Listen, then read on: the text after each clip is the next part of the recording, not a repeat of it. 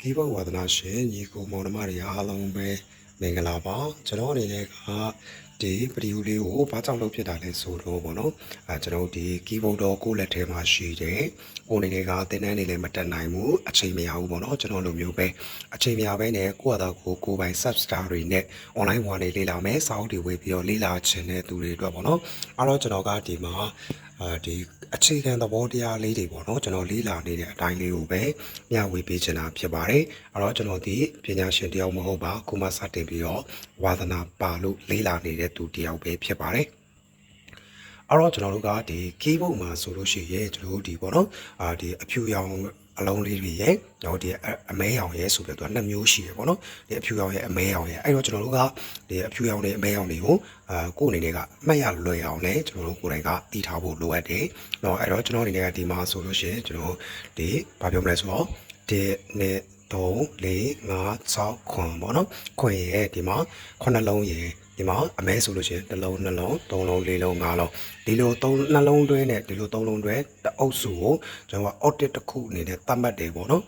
်ဒီ1 2 3 4 5 6ခွန်ပေါ့နော်ခွန်9လုံးပေါ့နော်ကီး9လုံးကိုကျွန်တော်တအုပ်စုဆိုဒီကောင်တအော်တက်ပေါ့အဲ့ဒါဆိုရင်ဒီမှာဆိုလို့ရှိရင်ဒါဆိုရင်သူက2အော်တက်ပေါ့နော်ဒါဆိုလို့ရှိရင်ကျွန်တော်ကဒီမှာ3အော်တက်ဖြစ်တယ်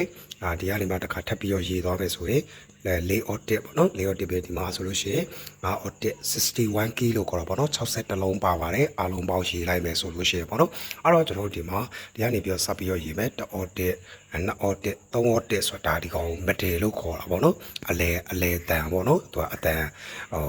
ကောင်းတယ်ပေါ့နော်အတန်ကောင်းတယ်သူထပ်ပြီးတော့ဒီဘက်ကနေပြီးတော့4အော်တက်မြောက်နေရဆိုလို့ရှိရင်သူကဒီအတန်မြင့်နေရာကိုရောက်သွားပြီပေါ့နော်တတန်မြင့်တယ်သူရဲ့ဒီဘက်ကဒီ5 audit ဆိုလို့ရှိရင်သူကဒါကြတော့နှစ်တန်မြင့်ပေါ့နော်နှစ်တန်မြင့်ပေါ့အမြင့်ဒါအတန်အနှိမ့်နဲ့ခွဲတဲ့ပုံစံလေးကိုလည်းကိုယ်ကသိရမယ်မဒယ်စီရဲ့ကိုယ့်ရဲ့ဒီညာဘက်ကိုသွားတယ်ဆိုလို့ရှိရင်ဒီ audit တစ်ခုလုံးကကျွန်တော်တို့ဒီတတန်မြင့် audit ထဲမှာပါတယ်ဒီဘက်မှာအဖျားဆုံးမှာရှိတဲ့ဒီ audit မှာဆိုလို့ရှိရင်ဒါကျွန်တော်တို့ကဘယ်လိုသွားလဲဆိုတော့သူကဒီနှစ်တန်မြင့်ထဲမှာသွားတယ်ပေါ့နော်ဒါအတန်မြင့် line ပုံစံမျိုးကိုဒါနားလည်အောင်ပြောပြပြရပါဟုတ်ပြီအဲ့ဒါဆိုရင်ဒီဘက်မှာရှိနေတဲ့ audit တွေကကျွန်တော်တို့ဒီဘက်အဖျားနေပဲကျွန်တော်ပြန်စလိုက်မယ်နော်ပထမအဦးဆုံးဒီ audit ကသူကနှစ်တန်နှိမ့်တယ်ပေါ့နော်အတန်နှိမ့်တာပို့ပြီးတော့ပုံမှန်ဒီအတန်ထက်သူကအတန်ပိုနှိမ့်တယ်ဒါနှစ်တန်နှိမ့်ဒီကောင်ဆိုရင်တစ်တန်နှိမ့်ဒါကတော့သူကပုံမှန်မစ်တယ်ပေါ့နော်ကလေးကောင်မှရှိနေတယ်သူရဲ့အတန်ဒီ normal အတန်ဖြစ်တယ်ပေါ့နော်အဲ့တော့ကျွန်တော်တို့ကဒီလိုမျိုးအတန်ကိုကိုယ်အနေနဲ့ကဒီပိုက်ချနိုင်ဖို့ရအတွက်ပေါ့နော် audit လေးတွေကဘယ်လိုရှိလဲဆိုတော့ကိုယ်ကဒါလေးတွေကိုသိအောင်အရင်ဆုံးလေ့လာသင်တယ်ပေါ့နော်ဒါဆိုရင်ကျွန်တော်ကဒါမက်တယ်စီရဲ့အတန်သူ့ရဲ့ဒီဘက်မှာဆိုလို့ချင်းသူကအတန်မြင့်တော့အတန်မြင့်သွားပြီသူ့တယ်တော့အဲ့လိုမျိုးအတန်မြင့်သွားပြီဒီကောင်ကျတော့သူကအတန်နည်းနည်းလေးတုတ်သွားတယ်အတန်ဟွာဖြစ်တယ်ပေါ့နော်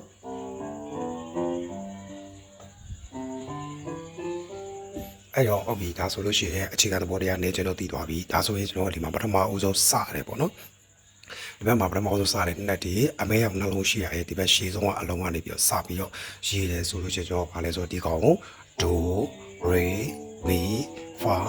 ဆိုလာဒီဒီဘက်ကိုပြန်ရောက်သွားရင်ဒိုနဲ့ပြန်စားရပေါ့နော်သူက9တန်ပဲရှိတာပေါ့ဒိုရေမီဖာဆိုလာဒီဆိုပြီး9တန်ပဲရှိရပေါ့နော်အဲ့တော့ကျွန်တော်တို့ကဒီလိုမျိုးကိုကမှတ်ထားရမယ်เนาะဒီအမဲရောက်နှလုံးရှိရရဲ့ရှေ့ဆုံးအလုံးကဒိုပေါ့နော်ဒိုပေါ့ဒါဆိုရင်ဒီမှာဒိုပဲเนาะဒါဒီကောင်ကြတော့တတန်နေဒိုဒီဟာကြတော့နှစ်တန်နေဒိုတတန်နေဒိုဒီကောင်ကြတော့ဒါပုံမှန် normal တန်ဒိုပေါ့နော်သူ့ရဲ့ဒီဘက်က order မှာဆိုလို့ရှိရင်ဒီကောင်တတန်မြင့်ဒိုဒါဆိုရင်ကျွန်တော်တို့ကနှစ်တန်မြင့်ဒိုလို့ခေါ်တာပေါ့ဒီလိုသဘောတရားလေးကိုတည်ထားမယ်ဆိုလို့ရှိရင်ကိုယ်တိုင် substar တွေလို့အရင်ကောင်းသွားပြီပေါ့နော်ဟုတ်ပြီအဲ့တော့ကျွန်တော်တို့ဒီမှာဒိုရေမီဖာဆိုလာတီနော်ဒီခုနှလုံးကိုကျွန်တော်တေချာလေးမှတ်ထားပြီပေါ့နော်ဒိုရေမီဖာဆိုလာတီနော်အဲ့လိုမျိုးလေးကျွန်တော်မှတ်ထားမယ်ဆိုလို့ရှိရင်ဒါကိုယ်တော့အရန်ကောင်းသွားပြီဒိုရေမီဖာဆိုလာတီတို့တည်သွားပြီဆိုတာနဲ့ကျွန်တော်ကတချင်းလေးတွေလိုက်ပြီးတော့ကော်လေးတွေခြင်တတ်တာမျိုးလေးတွေကျွန်တော်လိုက်ပြီးတော့ပေါ့နော်အဲ့တော့စန်တရားဆိုတာကဒီ keyboard ဆိုတာကကျွန်တော်ဒီလက်နှစ်ဖက်နဲ့တီးရပေါ့နော်ပုံမှန်အားဖြင့်အဲ့တော့ကျွန်တော်တို့ဒီအခုမှစပြီးတော့လီလာချင်းနေလီလာနေတဲ့သူတွေပေါ့နော်ဒါတချင်းတီးဖို့ပဲလီလာမဟာဂီတတော့မြန်မာမဟာဂီတကိုလီလာချင်တဲ့သူပဲဖြစ်ဖြစ်keyboard မှာရှိနေတဲ့အလုံးလေးတွေအနေထားလေးတွေကိုသိအောင်လို့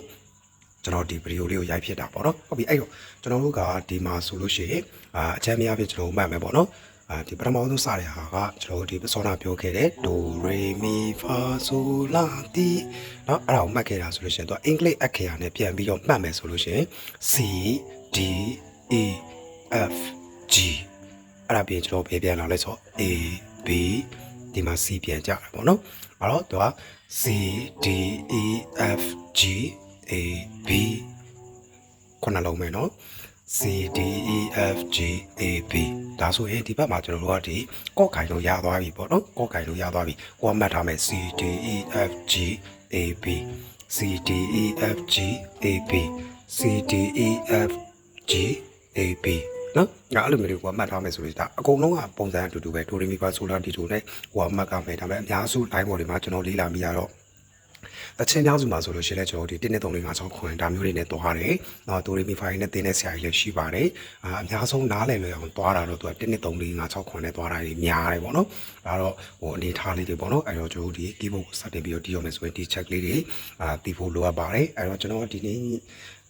့ဒီဒိုရီမီဖာဆိုလာတီဆိုတဲ့အနေထားနဲ့ခလုတ်လေးတွေရဲ့အနေထားကိုတီးသွားပြီဆိုလို့ရှိရင်တော့ chord position ပုံစံလေးတစ်ခုကိုကျွန်တော်တစ်ခါလေးမိတ်ဆက်ပေးမယ်ပေါ့နော်။အဲ့တော့ကျွန်တော်ဒီ C key C ပေါ့နော် C လို့ကျွန်တော်ပြောခဲ့ပေါ့နော် C ကိုကျွန်တော်တို့ကင်မယ်ဆိုလို့ရှိရင်ဒီမှာလက်သက်လက်ခလဲလက်မပေါ့နော်လက်သက်လက်ခလဲလက်မဒါဆိုရင်ကျွန်တော်ဒီသုံးလုံးကိုစုံချလိုက်တာ C C ပေါ့နော် C ပေါ့အဲ့ရနေမှာ30ဒီဘက်ကိုတစ်ခါရွှေ့သွားမယ်ဆိုရင်သုံးလုံးပဲဒါဆိုရင်သူက D minor ပေါ့နော် C D minor နောက်ပြီးဒီသုံးလုံးရွှေ့သွားမယ်ဆိုရင်ဒါ E minor ပေါ့အဲ့တော့သူကဒီသုံးလုံးအဲ့လိုမျိုးရွှေ့သွားရဲဆိုရင်ဒါကော့လေးတွေပေါ့နော်ကော့ပုံစံလေးတွေပေါ့ဒါအချမ်းများပြီးကျွန်တော်ပြောပြတာအဲ့တော့ဒီ audit တစ်ခုထဲမှာပဲနော်ကျွန်တော်ဒီကော့9မျိုးတော့ကျွန်တော်လက်ပထမအောင်ဆုံးအနေနဲ့စတင်ပြီးတော့မှတ်သားမယ်ပေါ့နော်ကျွန်တော်ကိုယ်တိုင်လည်းမှတ်သားတယ်မိတ်ဆွေကိုလည်းမှတ်သားပေါ့နော်ခုမှစတည်ရတဲ့သူတွေတော့ဒါကျွန်တော်လိုမျိုးပေါ့နော်တင်တန်းလည်းမတက်နိုင်ဘူးကိုယ်တိုင် subscribe ဖြစ်နေသွားချင်တဲ့သူတွေကိုမျှဝေရပါကျွန်တော်ဒီဆရာတယောက်မဟုတ်ပါနော်ပညာရှင်ဆင်းနေမရောက်သေးပါခုမှလေးလာနေစေပဲဖြစ်ပါတယ်လေးလာနေတဲ့သူတယောက်ဖြစ်ပါတယ်ပေါ့နော်အဲ့တော့ကျွန်တော်တို့ဒီမှာဒီ composition လေးကိုတီးသွားပြီဆိုရင်ကိုယ်တိုင်လိုက်ပြီးတော့လေ့ကျင့်လို့ရတာပေါ့နော်ကျွန်တော်ပြောပြီးပြီဒီမှာလက်တန်းရဲ့လက်ကလေးရဲ့လက်မရဲ့နော်သုံးလုံး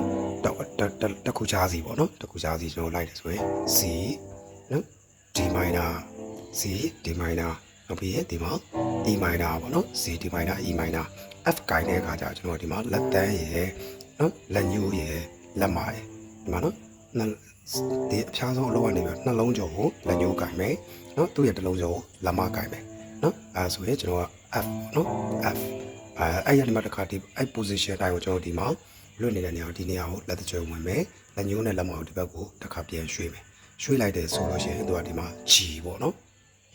ဒါ G ပေါ့အစောနာဒီကောင်ဆိုရင်ဒါ F ပေါ့နော်လက်တန်းရဲ့လက်ညှိုးရဲ့လက်မရဲ့ပေါ့နော်ဒါ F ပေါ့